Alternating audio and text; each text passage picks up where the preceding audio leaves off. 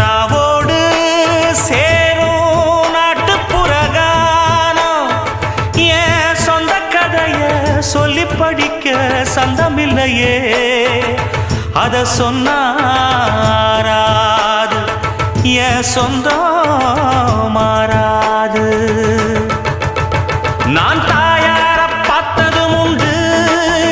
ஆனா தாயின்னு சொல்லவும் இல்லை தினம் பாலூட்டி என்ன வளர்த்த